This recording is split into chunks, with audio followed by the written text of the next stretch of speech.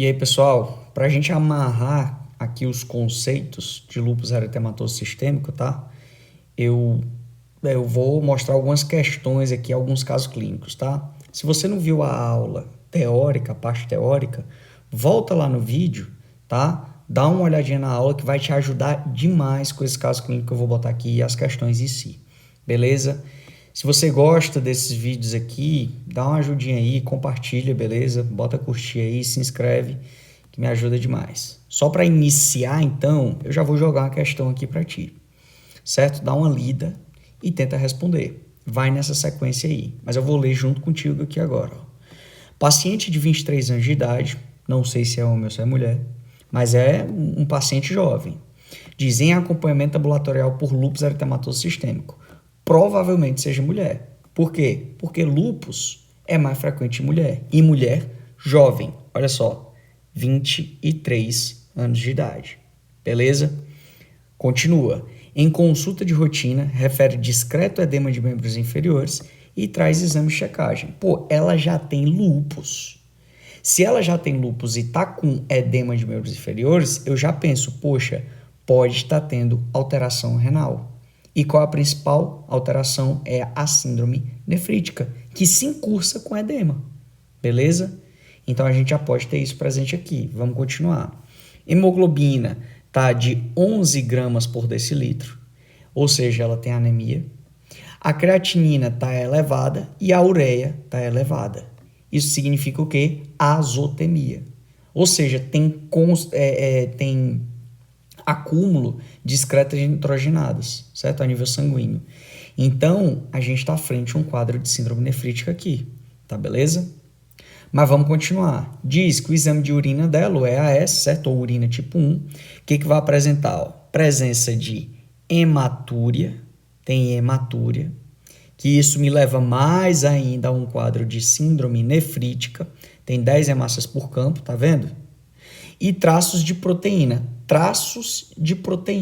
ou seja, a gente vê aqui, mais na frente, que ele diz proteinúria de 24 horas, 750 miligramas em 24 horas, ou seja, não tem valores de síndrome nefrótica, ou seja, não tem proteinúria de 24 horas nefrótica, certo? Que seria maior ou igual a 3,5 em 24 horas. Então, a gente fecha aqui que está frente a um quadro de síndrome nefrítica numa paciente com lúpus eritematoso sistêmico.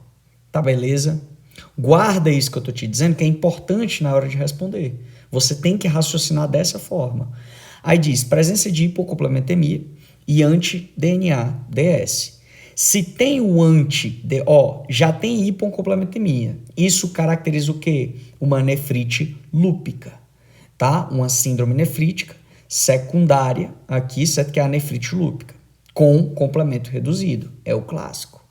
E diz que tem anti-DNA-DS. A presença do anti-DNA-DS me diz o quê? Diz que eu tenho doença ativa, tá beleza? DS ou DH ou nativo, tá certo? Seja anti-DNA-DS, DH ou nativo, certo? Então eu tenho uma doença ativa aqui.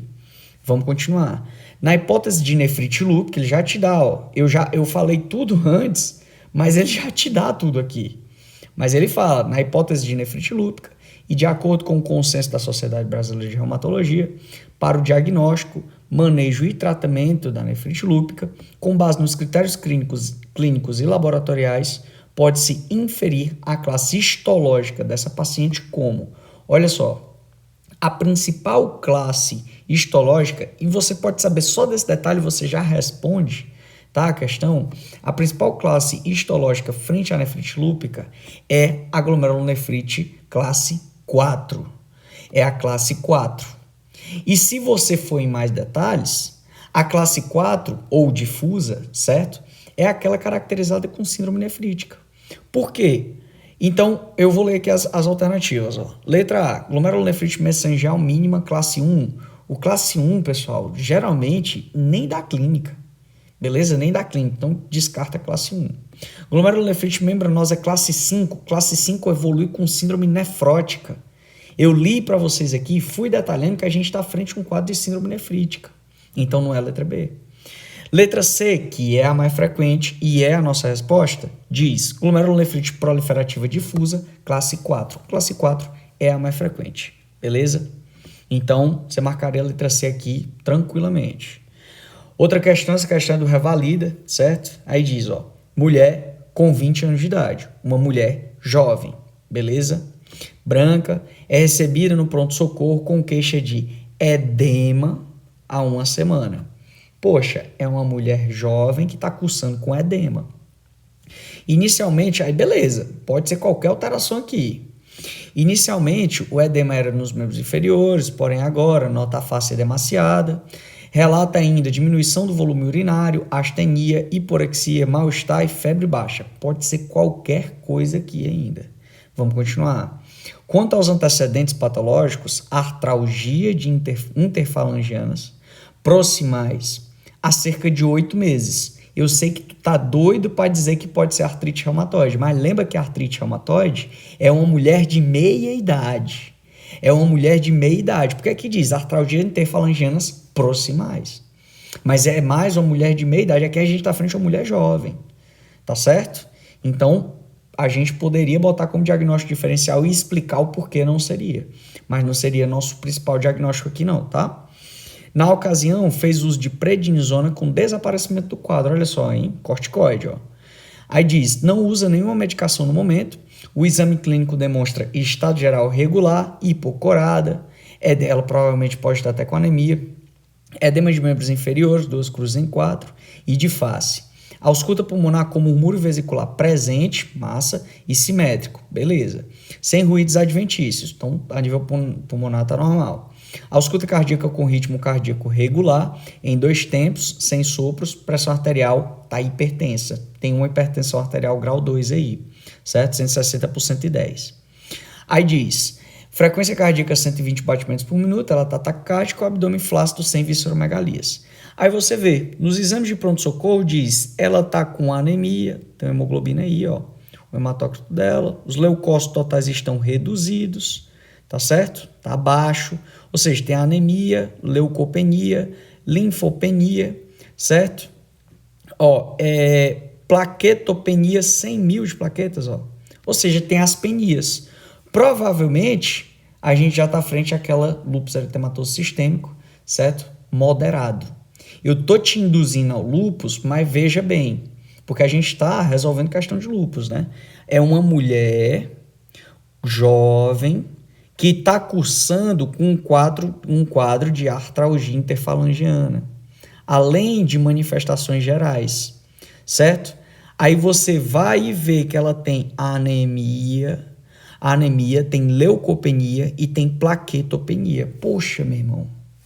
Além disso, a ureia dela está lá em cima e a creatinina também, certo? Ou seja, ela já tem manifestação renal. Então a gente já pode estar à frente a um lúpus grave aqui, tá certo? Aí fala tudo isso daqui, eu utilizei mais essa questão de revisão, tá? Para você ver as características assim como eles vão abordar, para pedir a hipótese diagnóstica para o caso. E claro, eu vou te induzir aqui para o lúpus, certo? Mas vai tentando pegar esses detalhezinhos de mulher jovem, que apresenta alterações articulares, certo? Com as penias, com alteração renal, beleza? Então fica ligado nisso aí. Vamos continuar aqui. Então, a resposta aqui, certo? Letra E. Aqui eu já até marquei.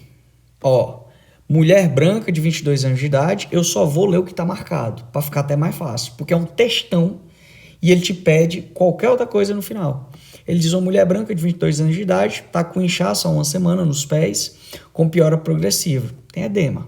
E tem um rosto inchado também. Tem edema. Apresenta astenia, náuseas, falta de apetite, mal-estar, bem como dores nos punhos e articulações interfalangianas proximais. Uma mulher jovem, certo? Que apresenta aí quadro de artrite, quadro de dores interfalangianas proximais. Você tem que pensar em lúpus eritematoso sistêmico. Beleza? Aí você vai aqui para o hemograma dela, ó. Ela tem anemia.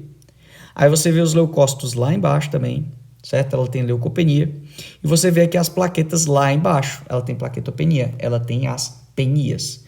Aí diz, considerando a principal hipótese diagnóstica, certo? A gente tem que pensar em lúpus aqui.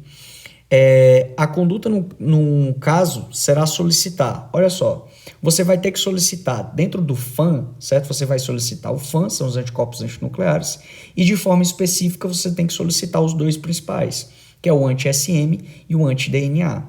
Além disso, como você vê aqui, ó, que essa paciente ela está com edema, você tem que solicitar um mínimo, um urina tipo 1, certo? Ou EAS, ou seja, um exame de urina, tá? E você tem que solicitar função renal, ureia e creatinina, tá certo? Dosagem sérica de ureia e creatinina, tá bom? Aí vamos ver aqui, ó. Aí ele pede também a conduta, né? Se eu tenho alteração renal, cara, eu tenho que dar um protetor renal, certo? E eu tenho que, e se você perceber aqui, ela também tem hipertensão arterial. Então eu tenho que baixar essa pressão, tratar essa pressão dela e tenho que dar um protetor renal para ela. Qual o melhor?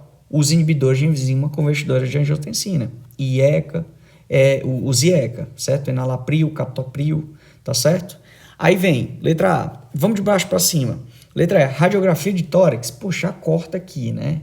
Não tem sentido você pedir uma radiografia de tórax aqui. Radiografia das mãos e punhos e autoanticorpos como antipeptídeo citrullinado, o anti-CCP, ele quer te confundir, porque o anti-CCP é específico e fator reumatoide, olha só.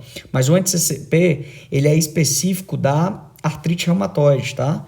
E aqui a gente não tem que pensar em artrite reumatoide. É uma mulher jovem, tá bom? Não confunde com isso. Artrite reumatoide é mais uma mulher de meia idade, tá certo? Então, letra D não vai ser. Letra C, ecocardiograma bidimensional, radiografia de tórax também, não tem sentido. Letra B, avaliação do oftalmologista para investigação de uveíte, sumário de urina, proteínas C reativas, ou seja, fatores inflamatórios, VHS, iniciar dieta hipossódica com acompanhamento semanal de artrite. Não tem sentido, né? Então, nossa resposta é mesmo letra A, tá bom? É a mais completa aqui para o gabarito. Sumário de urina, avaliação da função renal, ureia e creatinina, e pesquisa de autoanticorpos específicos. Olha só, anti-SM e anti-DNA nativo, ou DS ou DH, certo?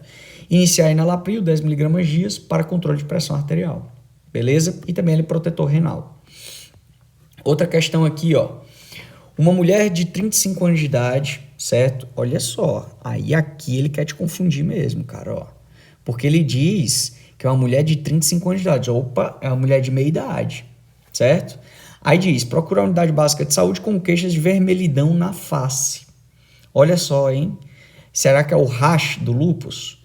Que piora com a exposição solar, tem fotossensibilidade, tá aparecendo rash aí na face, certo? Tem fotossensibilidade e dor em punhos e joelhos, bilateralmente. Ele quer te confundir novamente com a artrite reumatoide. Certo? Mas a gente vai além aqui, ó. Ao exame apresenta eritema malar, diminuição do muro vesicular na base direita, com maciez a percussão deste local. Dor à mobilização, edema e rubor em joelhos e punhos. Aí segue, sem alterações dos demais aspectos do exame físico.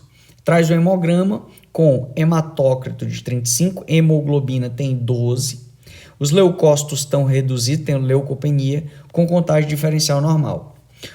Então, ó, se você associar, tudo bem, você pode confundir com a artrite reumatoide, certo?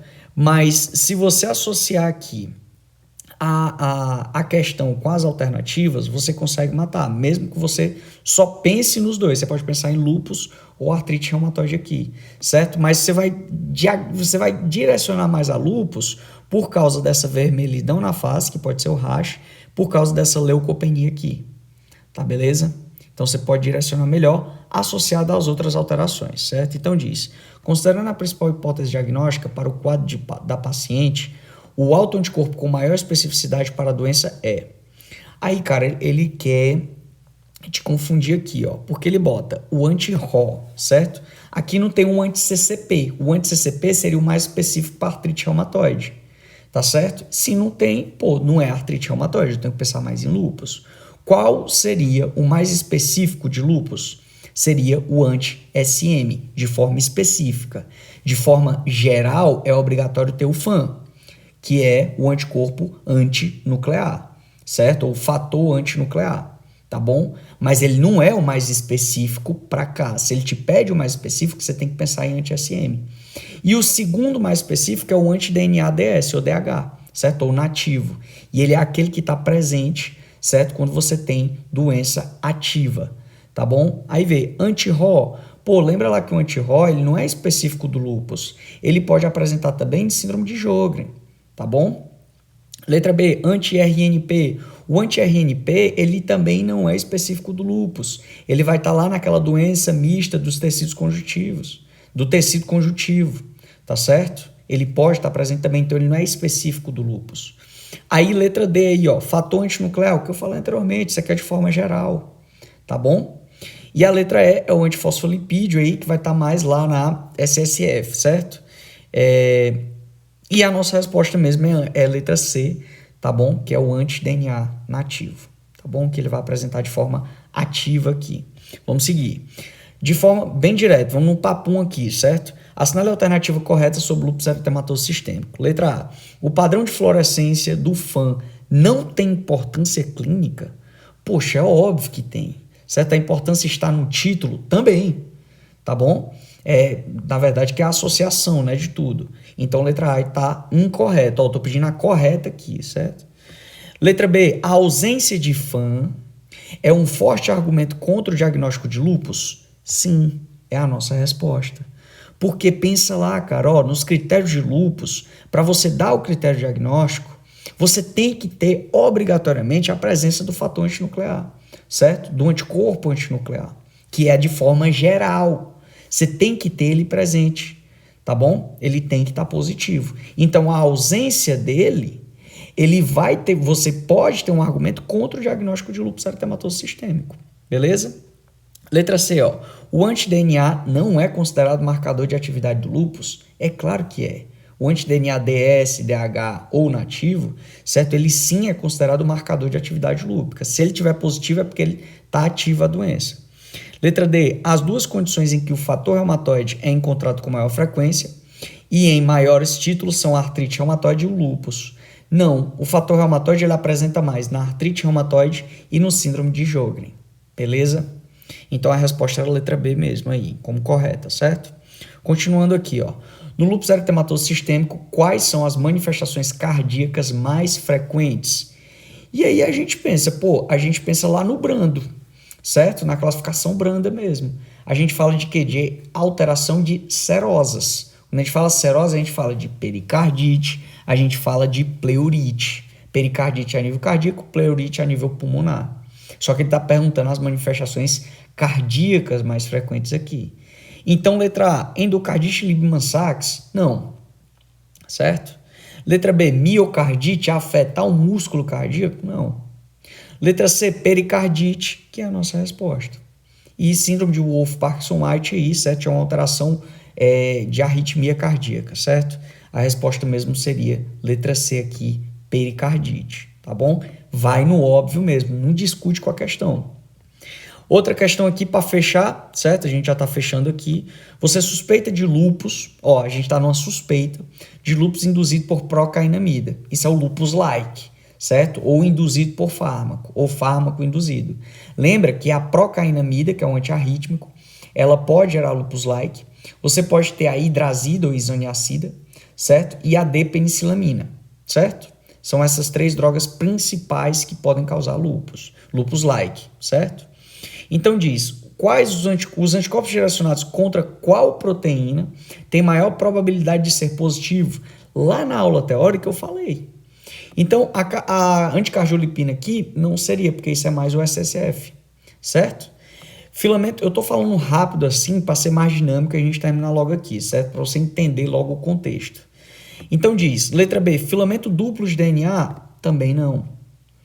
E o antihistona, que foi o segundo que eu falei lá na aula teórica, ele é o mais, ou seja, o mais direcionado quando o paciente tem lupus-like. Ele não é específico do lupus. Mas se ele tiver positivo, provavelmente essas manifestações de lupus são relacionadas a fármaco induzido, certo? E nesse caso é o fármaco induzido, é o antihistona aqui, certo? O anti-RNP aí, que é a ribonucleoproteína, ele está mais relacionado com as alterações do tecido conjuntivo, certo? E, enfim, a resposta é a letra C, tá bom aqui? Que eu não vou ler mais aqui para ser mais direto mesmo.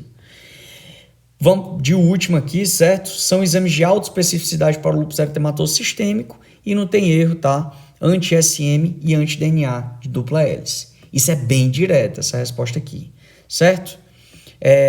O anti-CCP, lembra lá que ele é anti-CCP e fator reumatoide é mais da artrite reumatoide, tá? A anticardiolipina tá mais no SSF, certo? E eu fecho aqui, te mando um beijo aí, um abraço. Peço que siga aí, tá? Compartilha se você gostou desses vídeos. Deixa nos comentários aí, certo? Qualquer dúvida, qualquer coisa, é só entrar em contato. Valeu e tchau.